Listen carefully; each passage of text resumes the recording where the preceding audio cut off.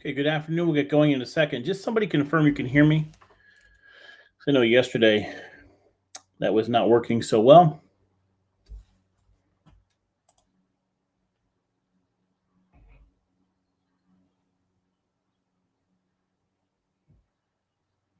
Good afternoon.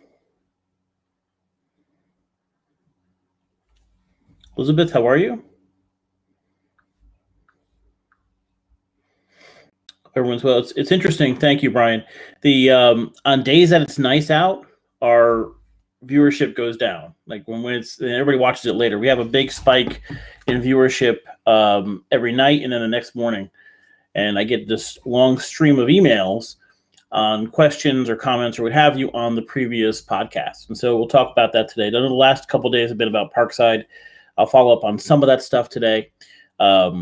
And mostly we'll talk about finance in the market, what we saw today, and the impact of stimulus dollars and hiring and that sort of thing. And just a conversation. If there's questions or comments, please send them in, and we'll go back and forth. I didn't do too formal of an outline for today's show. Our sponsor is Jiffy Lube. I use Chris Hood, who owns Jiffy Lube, every time I have an issue with my car. And I'm like very, very proud that they're a sponsor, because what you don't understand, or maybe people don't realize, Jiffy Lube is not an oil change place anymore. It's a total car place. And every single time I drop my car off, like within 2 hours, I have it. It's amazing. He does an amazing job, a Brantford guy. I cannot recommend him enough. Want to make sure that gets out there. So if you're looking for a mechanic, if you need a mechanic, if you need somebody to do some work on your car and get it back quickly, go to Jiffy Lube in Brantford. It's total car stuff, not just oil changes, worth going to. Somebody just said prayers for New Haven Fire Department. I saw a person passed away in a fire last night, one other serious injury. We have people that put their lives on the line and saved a few other lives in the meantime. And certainly our thoughts are with them and that family. Every single time you're a family member of a policeman or a fireman or a military person or in any branch of the military, when that person leaves the house, there's always the risk they may never come home. And so that sacrifice that's being made isn't just by that person, it's by that entire family, every person that knows that person. And so we certainly want to have them in our thoughts today for that family in New Haven. Thank you for mentioning that, Tom. Just a few questions that came in yesterday. So the last few days, we talked about Parkside. We talked about a letter that came in on the Parkside project. And a few things that I just want to make clear. I give some credit, and I don't always do this, but I'll give some credit to Pam Johnson at The Sound, who wrote a very, very good factual article on the breakdown of what happened here. The selectmen's meeting, statements, actually got quotes correct. The only issue that's missing is when you write an article that is, here's what this person said, here's what this person said, we don't always understand the political games being played behind the scenes. The goal of the Democrats was to delay Imparado's nomination. That was their goal. As soon as it was found out that Imparado's name was going to be up for it, other outside groups, very likely in concert with each other, and Beacon or Pottinger or whatever, that whole group, made sure they sent in letters that were, as we read yesterday, fairly disgusting, slanderous of the town, and very, very much false, on the premise that Jamie Cosgrove was trying to kill the project, which they have zero evidence to support. And they kept talking about legal action. The town never took any legal action. The fact of the matter is the town approved the Parkside facility. They approved it with the stipulation proposed by the applicants, and then the applicants didn't like that stipulation and sued the town. That's a fact. We have meeting minutes to show that. It's not even a question. So you can yell and scream all you want on money that the town spent, legal fees. The town defended itself. It did not initiate any lawsuit. And for the life of me, in looking and talking to attorneys, I had never seen a situation where the applicant was appealing because of a stipulation in an approval that they had proposed. I've never seen it. And I've talked to probably 15 attorneys that have worked on cases like this, affordable housing, what have you. They've never seen it. So for anybody to write a letter saying the town has wasted money in legal fees and they're putting themselves in legal jeopardy, and the town defended itself on really what is odd actions, completely odd actions. And that stipulation was a fairly simple stipulation. If you are designing a project and it doesn't fit on your property, and you have to use property you do not own for emergency access, then you have to go to that property owner and get their approval and ensure that that property will be available forever for emergency access. Pretty basic, pretty logical. If that was your neighbor and they came to you and said, listen, I'm building a building, but the building is a little bigger than the property or bigger than it should be, and I need to have access to the property on your property, would you say, okay, no problem? Most people would say no. That would devalue your property. So they went to the town who owned the property, and the town said, no, we're not doing that. And so instead of going back and doing a smaller facility or redesigning it or coming up with something that actually fit on the property, they said, wait, we have this law at the state level for affordable housing that gives us the right to do whatever the hell we want. We have a special housing court we get to go to. We have an attorney that we pay a lot of money to who's done this a million times. Instead of actually designing something that fits the property, designing access that fits the property, we'll go to court and get the decision changed. That's what they did. The town had to defend itself. So the whole letter was nonsense. Reading the letter was nonsense. I don't believe for a second what's his name? Ray Dunbar knew the facts of what he was reading. He was reading it because the plan was to delay that nomination. That said, when you realize that that was a Democratic plan to delay the nomination and go read that article in the Sound, which is very good and accurate, it puts in context what was trying to happen. An accusation that Cosgrove was trying to kill the project, which wasn't true. And the Democrats were trying to delay Imparado's nomination. And that's why they were taking the stances they were taking. That said, I want to give credit where credit is due. That article was excellent. They did a very good job in reporting on it. So that's kind of it for affordable housing. We'll watch the next meetings. From where I stand, it's going to be built. The negative or positive impacts are in place. We will have fewer units for poorest people in town. No question. That's a fact. It's a very different application than all the other affordable housing applications in the state. This is one of the very few I can think of where the actual cost of the rents and the housing there will be higher than currently exists. Every other affordable housing application is about lowering the costs in an area. Here, we are increasing the cost in an area. Even more so when people who live in this area know there are rents in this area, in my neighborhood, that are less than the rents that are going to be in this facility. That's a fact. So it is what it is. It's done. We live in a society with laws. We appeal things. I would like to have seen Scanlon and Cohen and Comey say, wait a minute, clearly this law has some issues with Branford. Is there a way to adjust this? Is there a way? They didn't do that. They didn't have the political capital to do that. They would never get by the New Haven and the city legislators. So I understand that. In a perfect world, that could have happened. It didn't happen. And that's where we stand. So we'll update that as we go forward, but there's no point in beating that dead horse. Let's talk about what's happening in business in Branford and pretty much everywhere. I do a lot of consulting with a lot of different companies, especially small businesses, but one large manufacturing company. And they are all offering jobs in the minimum wage to, I would say, $16, $17 area.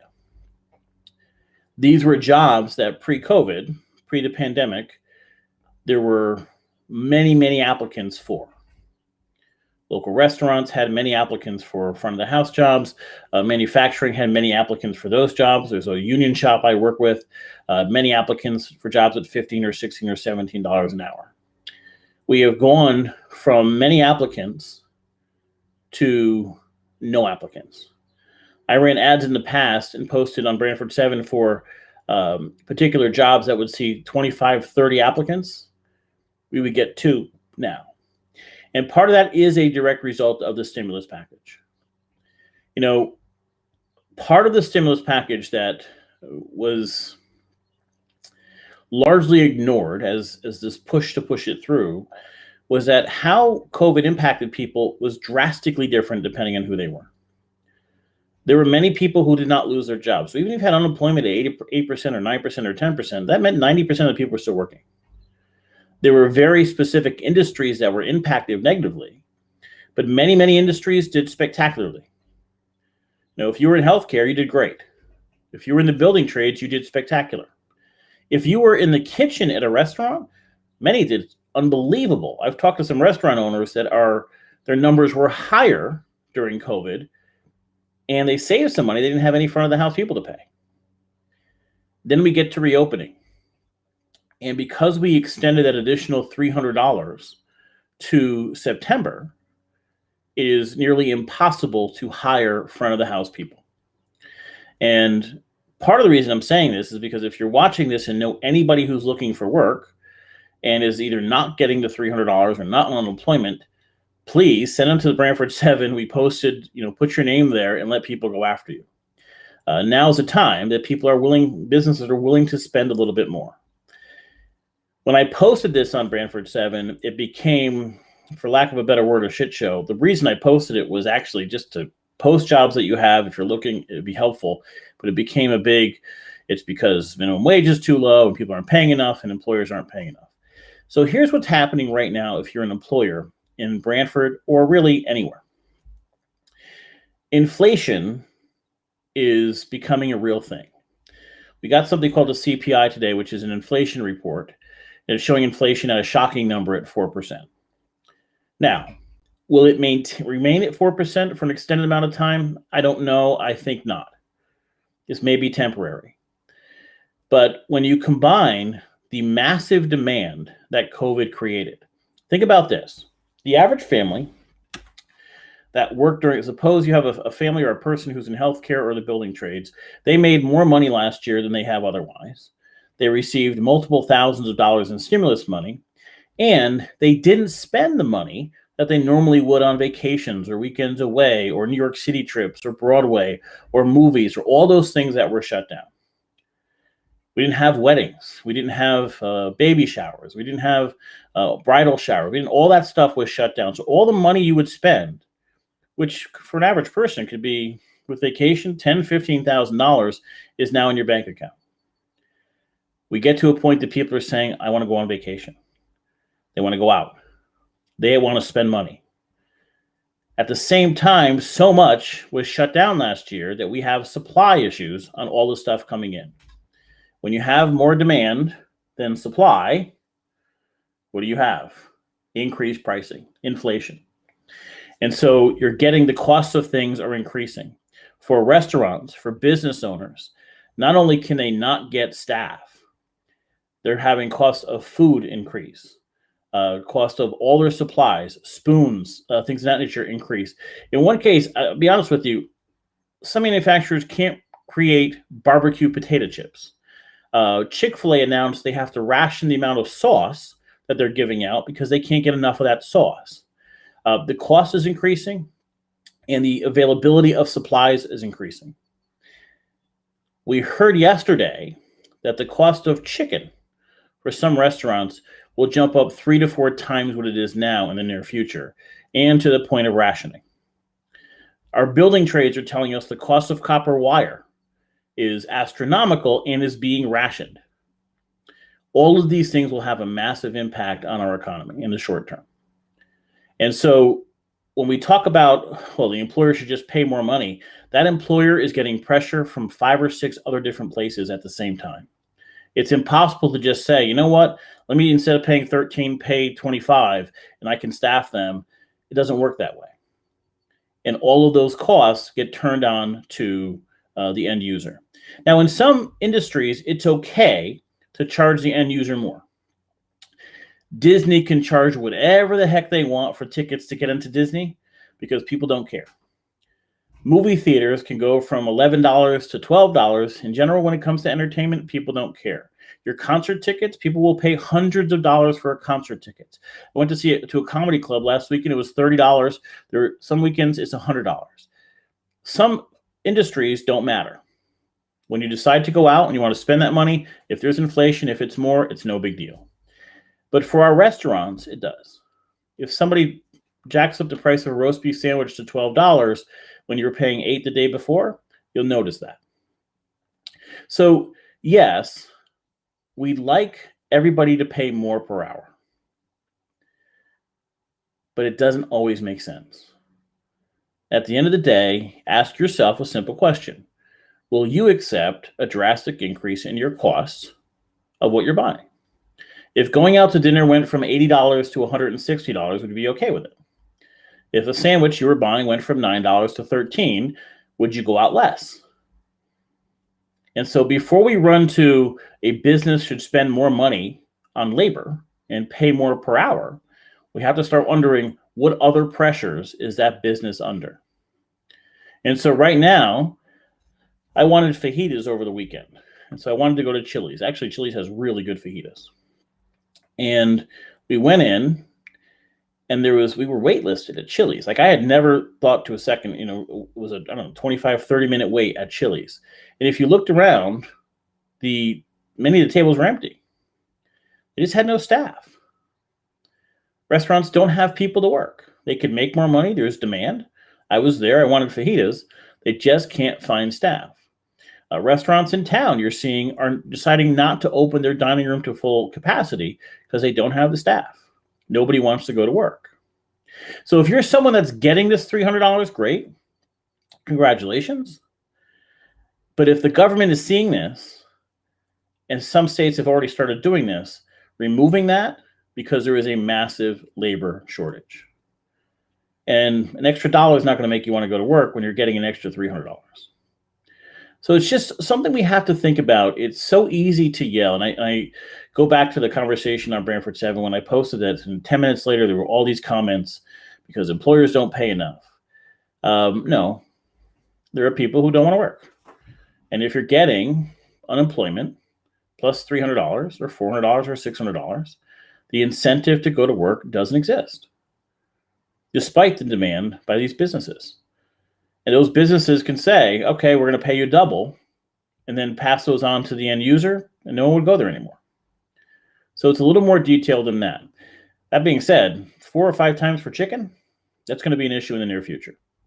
It's going to be a very interesting next 2 months when we deal with inflation. So we got a question as part of a Facebook discussion I was having on a financial page on why does inflation impact companies so much? And especially the stock market. So the stock market today, down 681, the Dow, and NASDAQ had a massive, massive sell-off. Why? What happens when you have inflation? When we analyze a company, let's suppose for a second you have a pizza place. And that pizza place in profit at the end of the year is $100,000. So all its expenses, everybody's paid, $100,000 is left as profit at the end of the year. Let's suppose you wanted to buy this pizza place. And you said, okay, I am willing to pay 5 years earnings for this pizza place. So you're willing to pay $500,000. If there's no inflation, it's $100,000 a year. And that same $100,000 has the same buying power every year. What you can buy for $100,000 now is the same thing you can buy for $100,000 in 2 years, and the same thing you could buy for $100,000 in 5 years. So it's worth $500,000, $500,000. But if you had 2% inflation, which is pretty common, what you can buy with that same $100,000 is reduced in those out years. So the $100,000 in goods you can buy now is only $98,000 in year 2. It's $96,000 in year 3. It's $94,000, and there's compound interest in here too, but in general terms. So if you say 2 years from year 1, and then 4 years, 6, and then 6 years, 12, and then 8, 20, instead of being worth $500,000 by year 5, it's really only worth $490,000 because you have 2% inflation. Now we had a report today of 4% inflation. So that same pizza place that was worth $500,000 is suddenly worth in year 2 $96,000. And you keep taking 4, so 4, 8, 12, 12 is 24, and then 10, 34. So you keep losing value as inflation increases. So think in terms of a company like Amazon or Google or Facebook. And we analyze those, we set a stock price based on how many years of profit. Then suddenly those years of profit are worth a lot less. And investors start saying, wait a minute, I'm not willing to pay that valuation for Amazon anymore because with inflation increasing, their money is worth less in those out years. And so then we have a massive sell-off in the market as people say the valuations are too high. We don't want to own this stock because it's actually worth 2 or 3 or 4% less. And so that's what you're seeing in the market right now. Now, will this inflation stay this way? I think it's pretty much temporary. I think over the next few months, it'll regulate itself out. I think as production picks up, as people start spending, eventually that money will run out and we're going to get back to regular inflation. Another example of really good supply and demand, I used this before, is one of a cruise ship. A cruise ship only has so many rooms. If you try to book a cruise now, you'll find out that if you were a regular cruiser before, you try to book it now, that same room, it's 20, 30% more. Why? Because people have money and they're all competing for a finite amount of rooms. Supply hasn't changed, the demand has increased, inflation pushes that price up. So that's what we're seeing in the market now. And that's what we're seeing impact everyday businesses, small delis, restaurants. All of these factors play a huge role in all of their costs going up. They can't suddenly say your sandwich went from 8 to 12. You'll notice that. When you go in there for a sandwich, a soda, and a chips that always cost you $11 and suddenly it's 15, you start saying, wait a minute, what's going on here? And it costs them business. And that's how some of these big picture discussions about stimulus packages and pushing it through. Remember, when the stimulus package passed, we had a lot of questions on, is this too much money to put into the economy? Is it too much too fast? At the same time, are we discouraging people from going to work? And we're seeing impacts of that stimulus package all converge at one time. What would I do to change that? One, in many cases, I would get rid of the $300. What I wanted during the stimulus package was instead of giving everybody $300, or even instead of giving everybody the $2,000 they gave them, there were certain industries that needed it far more than others. Now, politically, that would have been a disaster. If you had, if you said, well, people who are working full-time shouldn't get this money, you would have had World War III of, oh my God, there are first responders, or oh my God, there are our teachers, or oh my God, there are our medical professionals. And that's all true. But the truth of the matter is all of those people get their jobs.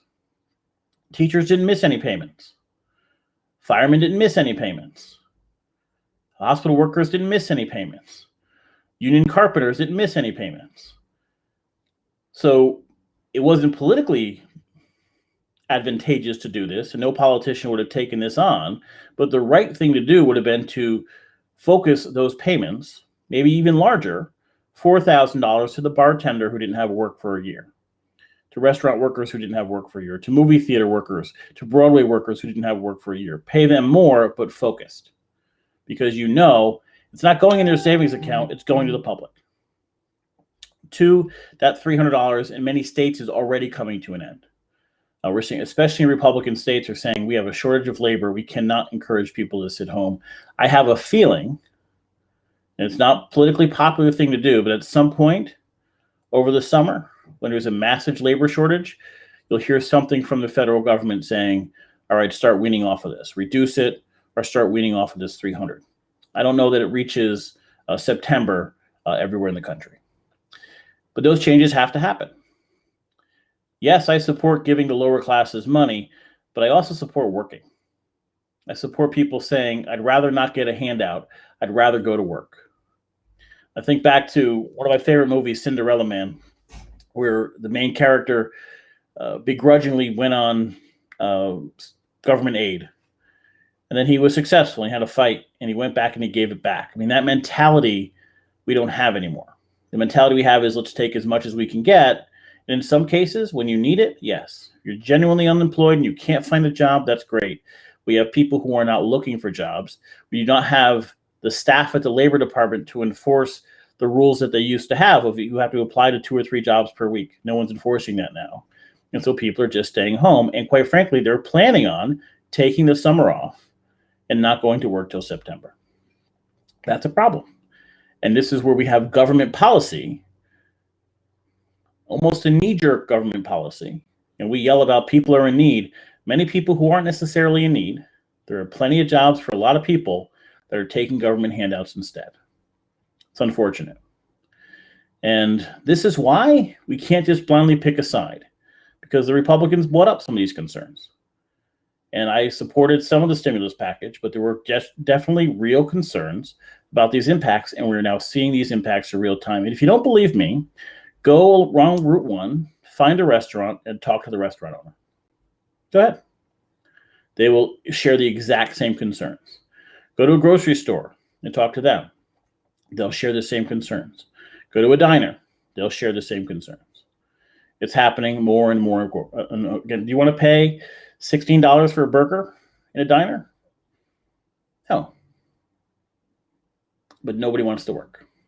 So it's an interesting time, but it's interesting when we understand that laws are passed quickly for political gain. The law can have very good components to it, but it can also have very negative components to it. And we're living both of those right now. There are more than enough jobs in the economy. Everything's opening up. Even the late bloomers, the Broadways of the world, where everybody sits close together, they're opening in September. Movie theaters, the Brantford Movie Theater is opening next week. All of the things that were closed, where people are closed, concerts are happening again. Comedy clubs are open again. There is no reason for anybody not to be working. The government has just given them a reason not to look for any jobs. And so we have a labor shortage that will likely impact us throughout the summer. Laws are interesting things. And the political games that are played to promote those laws or to bash those laws, there's often truth to both sides, but are often greatly exaggerated. I know Chris Murphy put out a thing of, we're really helping the most destitute people. And yeah, it's true, you might be helping some, but you also gave a lot of free money to people who didn't need it. That's just a fact. And there's impacts to that. On the short side of the unemployed, not to get employed now, plan for the future, handouts ending shortly makes no sense. So, we had this conversation before the last stimulus was extended of come August, make sure you are the first one in line looking for a job, because you don't want to wait till September. September, there'll be more people for that one job than the jobs available right now. Yes, the Brantford Movie Theater was reopening. But you had better not wait till those stimulus checks run out, because then you'll be one of a million applying to, a few jobs over the summer, end of July, August. If you're going to wait this out, and I'm not encouraging that by any means, if you're able-bodied and you're not taking a hit financially and you can go out and find work, do it. Do it. Brantford Movie Theater, yes, is opening. I spoke to the manager today. They hired back their full-time managers. It will be opening in the next week or a week or two or something like that. So we'll have a movie theater pretty soon. The truth is, I haven't been in the Brantford Movie Theater in a long time. I go pretty much to North Haven just because once you get used to those lounging chairs, it's hard to get out of that. Okay, it is 4:30. It is beautiful outside. I'm going to get some exercise. I hope all of you get a chance to do that as well. Thanks for the comments, and thank you for. And there are some people who don't want to comment publicly. That's fine. For whatever reason, you don't want other people to see. That's fine. Send me a message. I'm not going to mention your name on air. If you have questions, I appreciate it. Send them in. I'd be glad to talk to you and answer any questions you have without mentioning your name, even on the air. Guys, have a great night. We'll be on tomorrow at 4. If there are questions or topics you'd like to talk about, send them over. And I will see you then. Have a great evening.